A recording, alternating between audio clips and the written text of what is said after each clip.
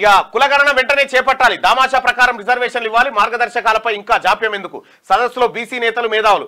రెడ్లు ఓసీల ఓట్లు నాకు అవసరం లేదు, 2028లో బీసీనే సీఎం తీన్మార్ మల్లన్న. రాష్ట్రంలో పెద్ద సంఖ్యలో ఉన్న బీసీలకు న్యాయం జరగాలంటే తక్షణమే కులగణన చేపట్టాలని, దామాషా ప్రకారం రిజర్వేషన్లు కల్పించాలని బీసీ నేతలు మేధావులు డిమాండ్ చేస్తారు. ప్రభుత్వం కులగణన చేపడతామంటూనే జాప్యం చేస్తుందని, దీంతో వారి చిత్తశుద్ధిని శంకించాల్సి వస్తుందని అన్నారు. బీసీ కమిషన్ కు మార్గదర్శకాలు ఇవ్వడంలో ఆలస్యం ఎందుకని ప్రశ్నించారు. ఆదివారం హైదరాబాద్ లోని ఓ హోటల్లో తెలంగాణ వెనుకబడిన తరగతుల ఉద్యోగుల సమైక్య people's committee on caste census సంయుక్తంగా కులగణన అంశంపై మేధావులు బీసీ నేతలతో సదస్సు నిర్వహించారు. ఈ సందర్భంగా high court retired judge justice Chandrakumar మాట్లాడారు. ఇక్కడ నిన్న చాలా కీలకమైనటువంటి అంశాలు చర్చకు వచ్చినాయి. బీసీలకు సంబంధించి ఒక భారీ ఉద్యమాన్ని ఇవాళ బీసీలు తెలంగాణలో కుతకుత ఉడికిపోతా ఉన్నారు. జరిగినటువంటి అన్యాయాన్ని కులగణన వెంటనే చేపట్టాలని ప్రధాన డిమాండ్ చేస్తూ ఈడబ్ల్యూఎస్ రిజర్వేషన్ ను ఫిక్స్ చేయాలనేటువంటి రెండో తీర్మానాన్ని కూడా ప్రవేశపెట్టడం జరిగింది. అలాగే బీసీలకు చట్టసభల్లో బిల్లు రిజర్వేషన్ బిల్లు పెట్టాలని చెప్పి నిన్న అనేకమైనటువంటి డిమాండ్లు వచ్చినాయి.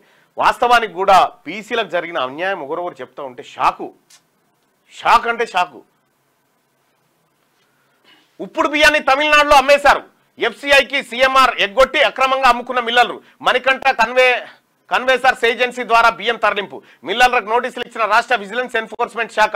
అక్రమ రవాణాపై ఆధారాలు సేకరించిన విజిలెన్స్ శాఖ బ్రోకర్ ఏజెన్సీతో పాటు మిల్లర్లు విచారణకు రావాలని ఆదేశాలు ఇచ్చిరట.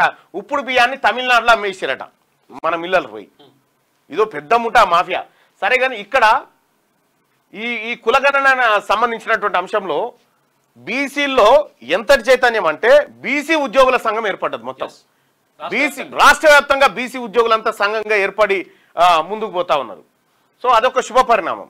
క్యూ న్యూస్ ఛానల్లో పనిచేయటకు అనుభవం గల సీనియర్ వీడియో ఎడిటర్స్ కావాలను సంప్రదించవలసిన నెంబర్ 8688926084.